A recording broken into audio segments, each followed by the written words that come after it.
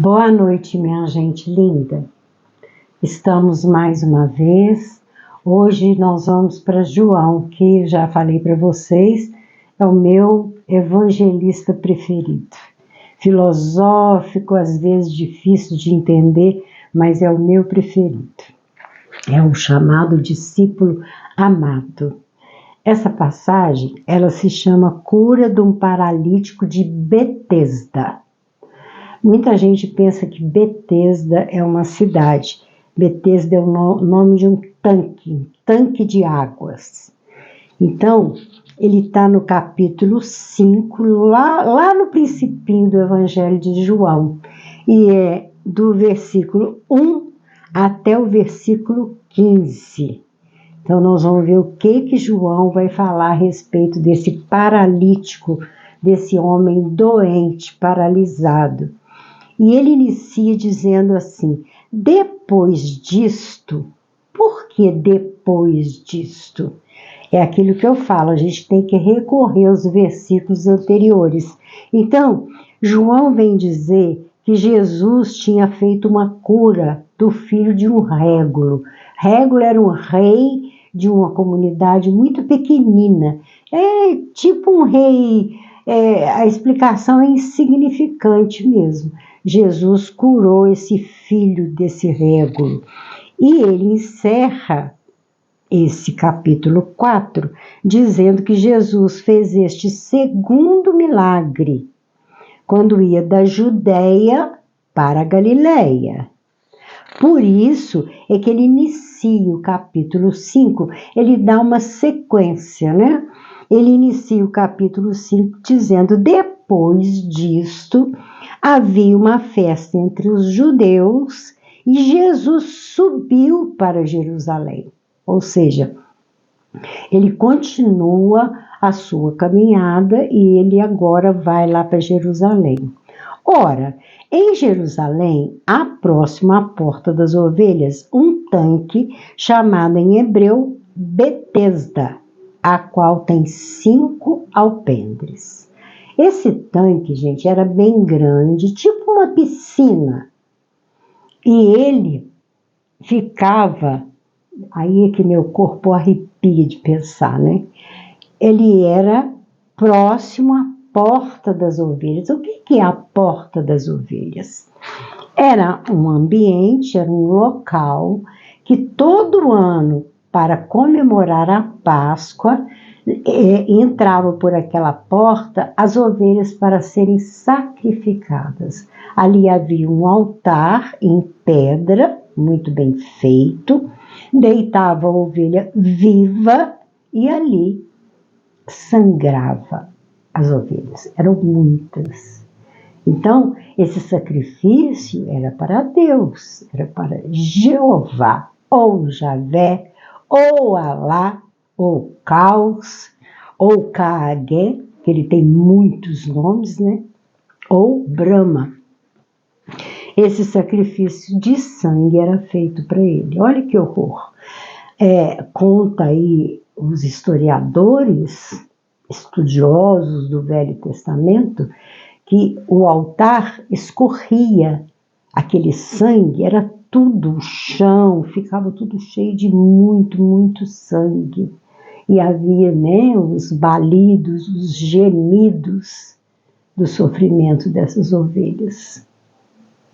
É muito triste comentar isso, né, gente? Mas não é só ovelha, né?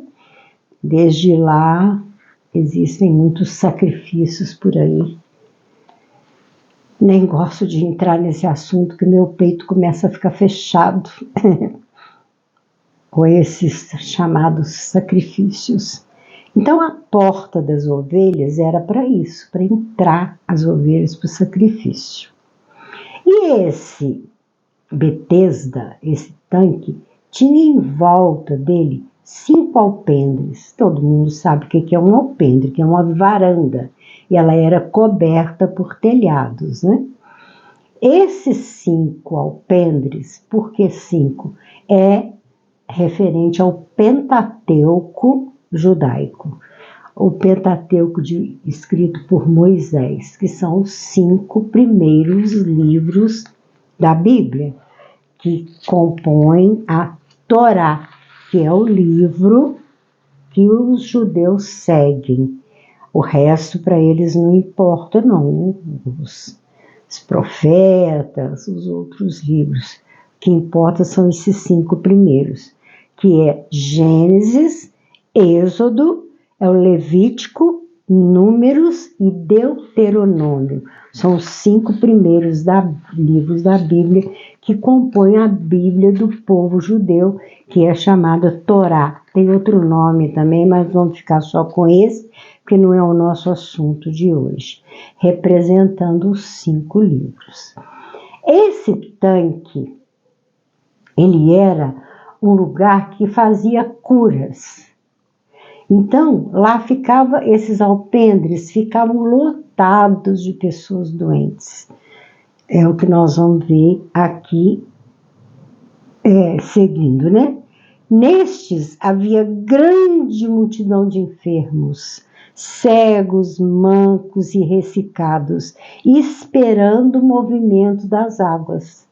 Essas águas, elas eram paradas, claro, uma piscina parada, e ele vem explicar como que ela se movimentava. Porquanto um anjo descia em certo tempo ao tanque e agitava a água. E o primeiro que ali descia, depois do movimento de água, sarava de qualquer enfermidade que tivesse. Era um só. Descia um anjo do céu, movimentava, né, chacoalhava aquelas águas daquele tanque de Betesda, e o primeiro que ali entrasse saía curado da sua enfermidade. Olha, então assim, devia ser uma loucura, né, gente? Põe na cabeça de vocês a correria. Você imagina, até eu, se estivesse lá com uma doença, né, incurável, com um problema, aleijado, ou cego, ou surdo, ou muda, né? Como diz aqui, os ressecados, né, aqueles que têm partes do corpo, tinha muito naquela época ressecado, ainda tem, né? Então, o primeiro que ali entrasse ficava curado. E estava ali, agora, eu acho assim, o cúmulo da, desculpa a expressão, sacanagem, né? Então, fazer um negócio desse, se esses anjos têm tanto poder, e se eles podem tanto, por que eles não escolhiam essa pessoa, já designavam essa pessoa para já ficar pronta para entrar ela ali? Então vocês imaginam que devia dar briga, empurrões, pessoas caindo pelo chão, devia entrar 2 pessoas, 3 ou 10 de uma vez só. É uma coisa assim, não entra na minha... Mas, como diz aí as pessoas, você tem que respeitar a época, né? 3.500 anos, não, desculpa, 2.000 anos atrás, que foi quando Jesus passou aqui. Então, essas leis, né, de 3.500 anos, que foi quando foi escrita a Torá por Moisés. Então, essa enfermidade era curada, mas devia ser de um grande sacrifício para as pessoas, né? O poder desses anjos, né, era tão grande, por que curava um só? E por que tinha que ter essa disputa? E como que eles faziam essa seleção? Aquele ali que a gente vai curar. Então nós vamos fazer com que ele chegue rapidinho lá no tanque. E aqui adiante nós vamos ver que não tinha nada determinado, não. Porque se tivesse, esse homem que João fala aqui, ele nunca ia ser curado, porque ele não podia ir até o tanque. Quer ver? E estava ali um homem que havia 38 anos se achava enfermo. Pelo título, ele era paralítico, né? Porque o título é Cura de um Paralítico de Betesda. Então, 38 anos enfermo, e ele ficava deitado. E Jesus, vendo este deitado e sabendo que estava neste estado havia muito tempo, disse-lhe: queres ficar são? A pergunta de Jesus. Jesus nunca curava sem perguntar: você quer mesmo se curar? Você quer ficar curado? O que é que você quer? O que é que você quer de mim? Por que você está me gritando? Por que você está me seguindo? Por que você está me chamando? Você quer ficar curado? O enfermo respondeu-lhe: Senhor, não tem homem algum que, quando a água é agitada, me meta no tanque, mas enquanto eu vou, desce outro antes de mim.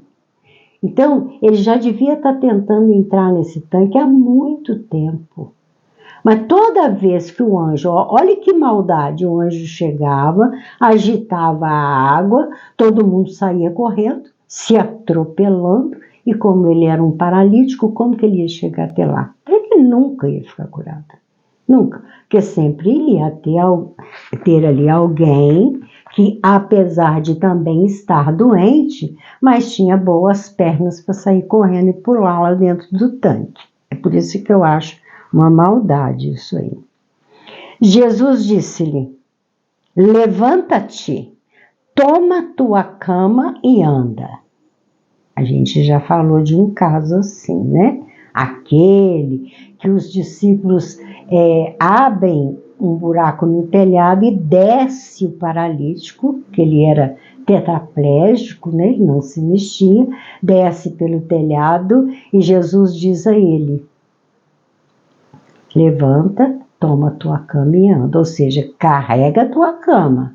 Ela é praticamente a sua cruz, carrega ela. Então, logo aquele homem ficou são. Ali, naquele momento, Jesus curou aquele homem. Tomou sua cama e partiu. E aquele dia era sábado. Tchan, tchan, tchan, tchan. Ao sábado. Não mexe com sábado, né? Você está catando gravetos para acender o fogo e fazer uma sopa para a fome dos seus filhos? Você vai ser apedrejado. Foi isso que Javé mandou. Não pode catar graveto no sábado. Não pode. Mas catar pedra para apedrejar aquele homem que estava catando graveto, pode. Porque Javé deu uma ordem. Aqueles que estavam ali, ele deu uma ordem para eles. Apedrejem, porque ele está catando graveto no sábado. Eu sempre questionei esse pedaço aí. Bem, um dia eu vou trazer onde que está. Várias passagens desse jeito. Vocês entenderam? O homem estava catando graveto porque não tinha nada para comer na casa dele. Ele precisava levar para a mulher dele cozinhar lá uma comida, uma sopa. Lá fala sopa, um caldo. Então Javé viu e mandou que aqueles homens que estavam por ali catasse pedras e apedrejasse aquele homem. Ou seja, graveto não pode, mas pedra para apedrejar pode. Ai. Aquele dia era sábado. Então os judeus disseram àquele que tinha sido curado: é sábado, não te é lícito levar a tua cama. Você não pode carregar a cama. Ai, me dá até coceira, gente. Não se importaram que aquele homem era um paralítico e ficou curado. Oh, que coisa boa, meu filho. Vem cá, deixa eu te dar um abraço, né? Você deve estar feliz. Nós vamos nos alegrar com você. 38 anos enfermo e você ficou curado. Olha que coisa boa. Vem cá, nós vamos te ajudar a levar a sua cama. Não, você não pode carregar a sua cama. Você ter sido curado não importa. O que importa é que você não pode carregar a sua cama. Você tem que largá-la lá no meio daquele monte de gente e ainda perder a cama. Porque pelo jeito aquele homem devia ser pobre, né? Perguntaram-lhe, pois, quem é o homem que te disse, toma a tua cama e anda? Quem é? Quem foi que mandou você tomar sua cama e andar? Quem que te fez andar? E o que fora curado não sabia quem era, porque Jesus se havia retirado em razão de naquele lugar haver grande multidão. Gente, aquele devia estar apinhado de gente, que a doença era. Hoje está apinhado de gente, são as farmácias, os hospitais, vocês já viram? Qualquer hospital, até o particular. A gente vai lá e fica horas. Quem conseguir sair de dentro do hospital procurando uma consulta, quem conseguir sair com menos de 2 horas, eu dou um prêmio. Porque é 2, 3, 4, 5 horas ali para ser atendido. Porque, tá tudo cheio. Então, as doençadas que tinha naquela época, hoje tem. Só que hoje tem conforto de ter uma sala de hospital para sentar, né? Um posto de saúde, um local, às vezes pobre, mas tem um local para deitar. Então, Jesus se afastou dali porque tinha uma grande multidão. Não que ele ficasse tão incomodado pela multidão, mas é porque se ele fosse curar aquele monte de gente, imagina o escândalo, né? Primeiro que era costume que doente tinha que ficar ali, esperando o tal do anjo revolver as águas. E depois ele ia ter a condenação dos escribas e fariseus, se ele começasse a curar aquele povo todo. Porque se ele curou um e ele já teve problema, você imagina se ele curasse todo mundo. Depois Jesus encontrou no templo, lá na sinagoga, algum tempo depois, Jesus encontra aquele homem são, andando, né? E disse-lhe, eis que já estás são. Não peques mais, para que te não suceda coisa pior. Não faz aquilo que você estava fazendo de errado, não. Senão, você vai ficar pior do que antes. E aquele homem foi e anunciou aos judeus que Jesus era o que o curara. O homem foi fazer propaganda de Jesus. Todos faziam, abriam a boca e falavam mesmo. E isso escandalizava os escribas e fariseus. Eles ficavam para morrer de pensar que Jesus tinha curado alguém no sábado. Eles não se importavam com a cura, com a melhora daquela pessoa. Eles se importavam porque não podia ser no sábado. Olha só, que coisa horrível, né? Então, fica aí o ensinamento, né, para a gente. E eu gostaria de fazer ainda uma colocação a respeito do sangue. Eu nunca tinha pensado nisso. É por isso que a gente deve estudar procurando o significado. Eu sempre, quando li essa passagem, eu não prestava atenção. O que é porta das ovelhas? Aí hoje eu fui buscar, hoje não, esses dias que eu estou estudando mais profundamente para apresentar para vocês, é que eu fui procurar o que é porta das ovelhas. Aí meu corpo arrepia, me dá um irque, sabe? Me dá um nervoso de pensar na quantidade daquelas ovelhinhas. E Javé exigia, né? Javé é o mesmo Jeová, tá? Ele exigia que fossem ovelhas perfeitas, não podiam ser aleijadas, não podia ter nenhum defeito físico, não podia ter manchas e não podia ter doenças. Tinha que ser gordinhas para dar bastante gordura, porque além de sangrar, depois queimava, para que a gordura subisse o cheiro. É descrito assim mesmo, que o cheiro tinha que subir para esse Deus, que não tem nada de Deus. Eu nunca vi isso, gente. Eu já não suporto carne mais. Churrasco, nem pensar. Até o cheiro me dá enjoo, tá? Mas, e pensar que um Deus que que precisa de cheiro de gordura queimada, né? Mas voltando à porta das ovelhas, aí eu estava observando por que havia cura. Por que esse anjo descia? É a questão do sangue. É o plasma sanguíneo que eles, aí do alto, se alimentam.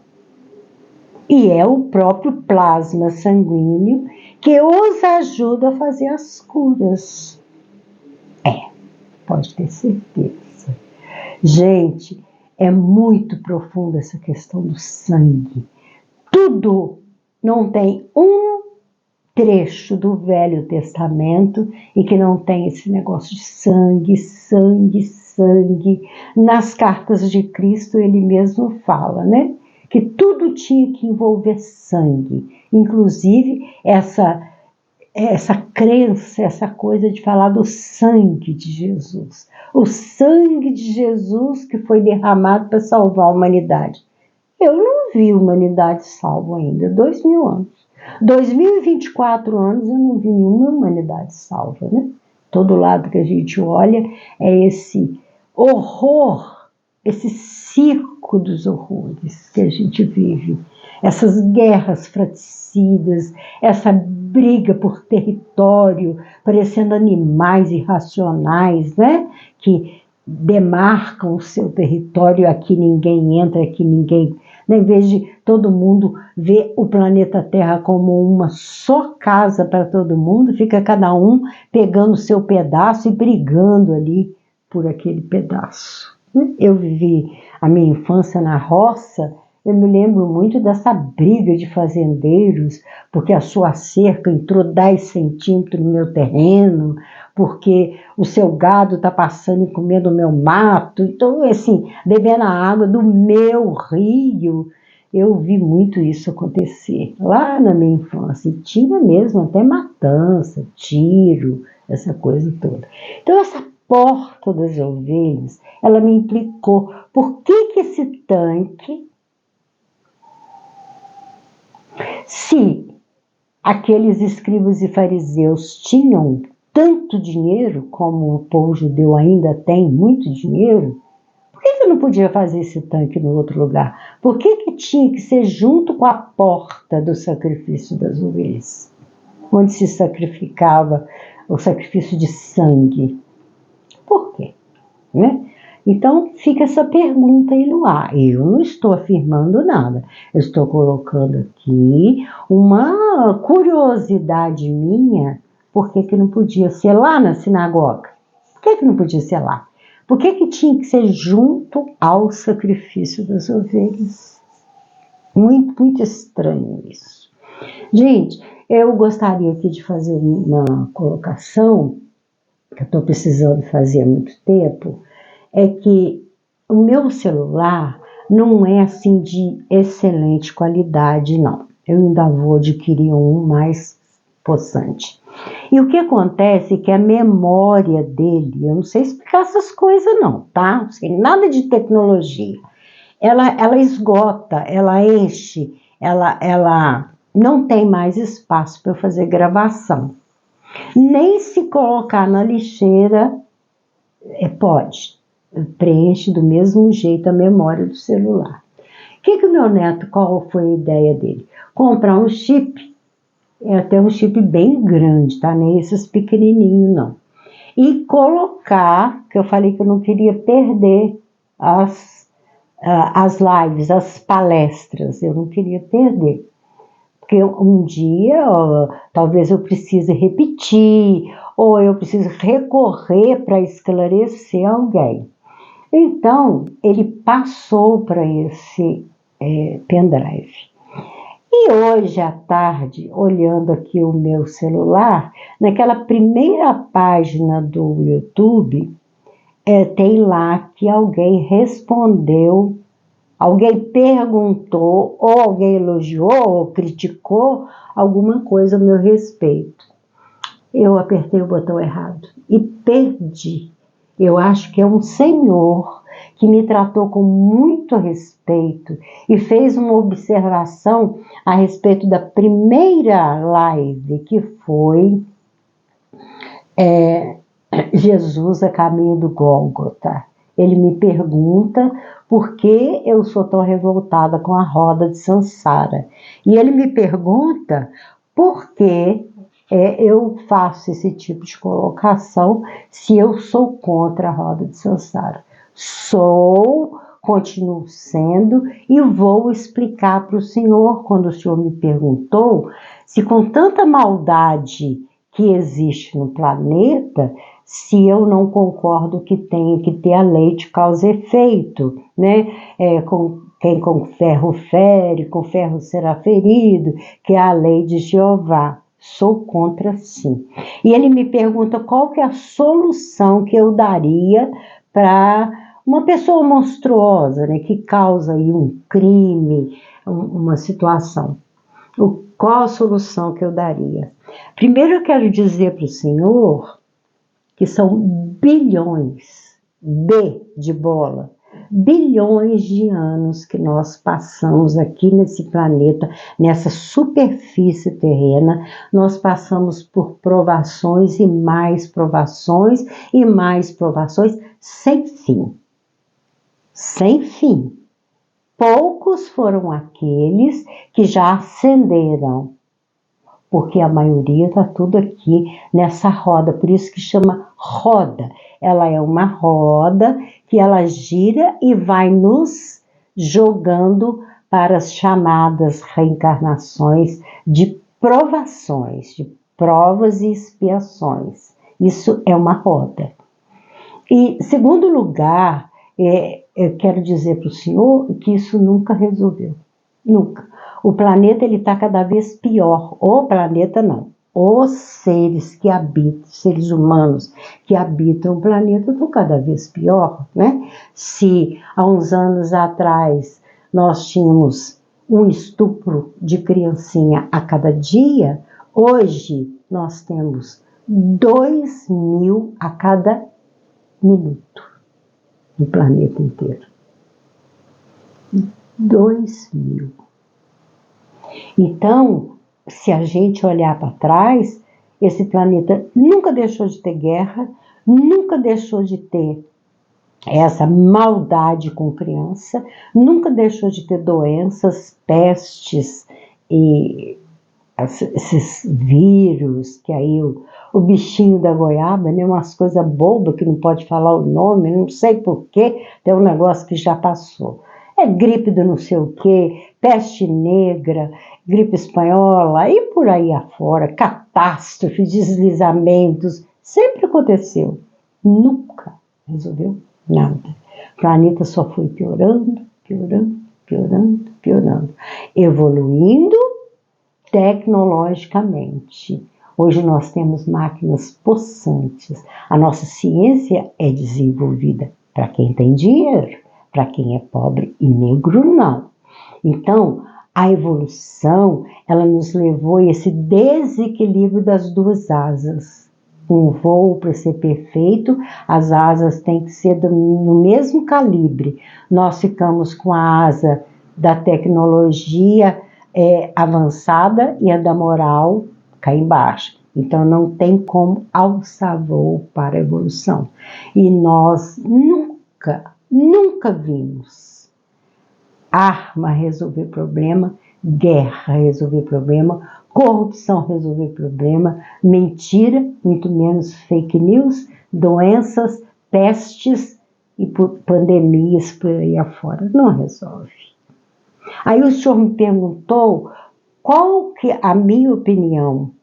A minha opinião é o seguinte, é reeducar a criatura, porque o mundo espiritual tem essa condição. Escolas, universidades, formas de internar, formas de apartar essa criatura da sociedade e levá-la a uma revisão de consciência para que ela modifique através de terapias quase que infinitas, e tem condição. Porque o que mais tem no mundo espiritual são médicos espirituais e psicólogos e terapeutas. Só se o senhor já se perguntou onde que está Freud? Onde que está Sigmund Freud? Onde que está Jung? Onde estão esses grandes psicanalistas que deveriam estar fazendo isso? Seriam centros de reclusão para educar. E esses centros seriam baseados principalmente nos ensinamentos de Jesus. Não precisava ser todo ele, não. Poderia ser só o Sermão da Montanha. 3 capítulos do Evangelho de Mateus. Amar o próximo, amar o inimigo, perdoar as ofensas, a mansuetude. Se a mansuetude de Jesus não tivesse sido atrapalhada pelas religiões e principalmente pela primeira delas, que é o catolicismo, a humanidade não estaria do jeito que está. O que atrapalhou a humanidade foram as religiões. A não aplicação do Evangelho do Cristo. Se nós vermos esses abusos com crianças, onde que mais acontece na nossa sociedade? Só que é abafado, né? Então, o perdão, o amor e a reeducação daquele indivíduo. Tem sim, tem jeito. Se eles aplicam em nós chips e mais chips para manipular as nossas vidas, porque se o senhor afirmar para mim que aqui existe livre-arbítrio, não existe não. Aqui existe determinismo. Tanto é que nós sabemos hoje que tem potentes computadores lá no mundo espiritual que vêm e que fazem a nossa cabeça. E na minha última live, a última agora, eu disse que esse grande computador, esse grande, né, cérebro, ele vem aqui e nos empurra só para as coisas boas. Errei, estou aqui pedindo desculpas, que não é só para as boas, não, para as más também. Como que o senhor acha que se concretiza as leis da roda de Sansara? Como? Eu não posso ficar muito abrindo o assunto a respeito de abuso de criancinha, porque o YouTube me corta. Vamos colocar um assassinato. A pessoa, se é olho por olho, dente por dente, essa pessoa vai ter que ser assassinada, né? Pela roda de Sansara, ela assassinou, agora ela vai ser assassinada. Mas ela vai ser assassinada por quem? O acaso? Reflita comigo. Quem vai fazer cumprir essa roda de Sansara? Quem vai pegar uma arma, uma faca, um revólver, ou enforcar, ou seja lá que forma foi esse assassinato? Vai ter que ser usada uma outra criatura. E essa outra criatura, ela já entra na roda de Sansara para ela poder pagar, para ela poder ressarcir dentro da lei de causa e efeito aquilo que ela fez. Então, esse grande mecanismo que lança ondas para nos dirigir, ele faz com que a gente faça o bem, que a gente evolua, que a gente busque novos dons. A última palestra que eu fiz foi a dos 10 talentos, a parábola dos 10 talentos. Só que esse mecanismo é que nos empurra, mas também nos empurra para fazer valer a roda de Sansara. O senhor acha que, por exemplo, nossos governantes, essa balbúrdia, eles vivem brigando entre si. Eles nunca discutem a respeito do bem-estar do povo, né? Que os elegeu, quem os colocou lá dentro. Então, como que o senhor acha que isso acontece? É que nós estamos vivendo esse momento de tribulação e é necessário que haja necessário, pela visão deles lá do alto, que haja essa balbúrdia para que a gente viva as tribulações. Nada pode ser bonitinho, certinho, seja de esquerda, seja de direita. Eu aqui não estou defendendo essa questão, não. Mas eles não entram num acordo nunca. Eles discutem a cor da roupa que o outro está usando, mas eles não discutem que ali do lado tem uma fila de pobre pedindo pão, pedindo uma sopa porque está com fome. As corrupções, né? As ladroagens, as falcatruas que são feitas. Como o senhor acha que se cumpre tudo isso? Como que dentro desses mínimos detalhes até os grandes feitos se cumpre toda essa lei de Sansara? É usado uns para fazer valer, para fazer cumprir aquela chamada ação e reação, aquela lei de causa e de efeito. Então,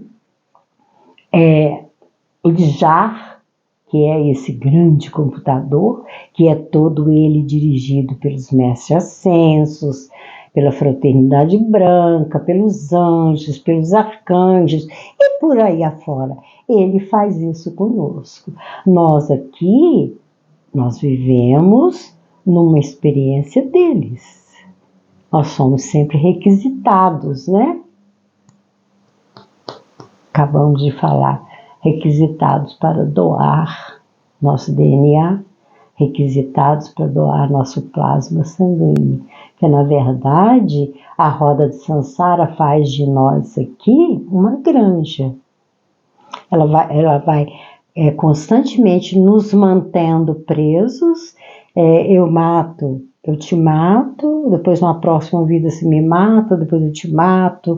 Eu estou colocando assassinato para não entrar em detalhes daquilo que eu tenho mais pavor, que é o sacrifício de criancinha, tá?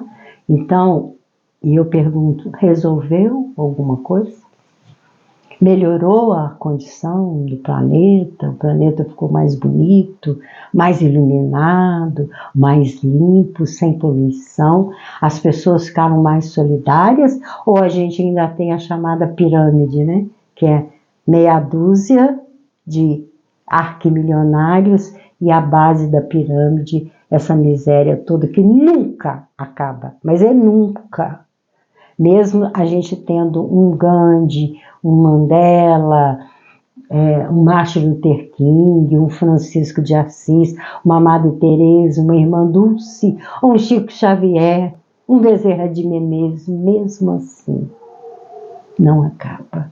Olha para trás e raciocina comigo. Se a roda de Sansara resolveu algum problema, é o amor, não tem outro caminho. É o amor, é Jesus que foi impedido, foi assim uma violência que foi feita contra ele e após ele, que a primeira religião, ela deturpou tudo, inclusive com a ajuda de Paulo de Tarso, que veio nos ensinar a ter fé. Se você tiver fé, não precisa fazer mais nada. É só ter fé que todos os seus problemas são resolvidos. E a gente sabe que não é assim. É aquele amor, é a dedicação, amor ao próximo, é modificar-se, vendo, né, entrando, tendo empatia com a dor do outro. É onde Jesus, eu coloco aqui na frase, é onde ele pede, misericórdia quero e não sacrifício. Mas, se vós soubesse o que significa misericórdia quero e não sacrifício, não condenarias os inocentes. Está no Evangelho de Mateus, eu não tenho certeza, mas eu acho que de Marcos também, quando Jesus fala, os antigos dizem, olho por olho, dente por dente. Eu, porém, vos digo. Aí ele vem dar aquela lista de coisas boas. perdoar as ofensas, amar o inimigo, orar por aqueles que maltratam e caluniam. Isso. É onde Jesus vem nos ensinar, dar a outra face, a quem te pedir, dá, a quem te pedir emprestado, empreste, a quem quiser roubar a tua capa, larga também o vestido, ou é o contrário, eu não me lembro agora. E tem muitas outras formas de a gente reeducar as criaturas. Só não foram reeducadas porque não é de interesse lá do alto. Não. Porque se o planeta fosse já um planeta de regeneração, se fosse já um planeta de luz, não iria fornecer alimento. Por isso, a terceira dimensão já está sendo feita, que é o planeta onde a maioria de nós será exilados para lá, porque o alimento não pode acabar.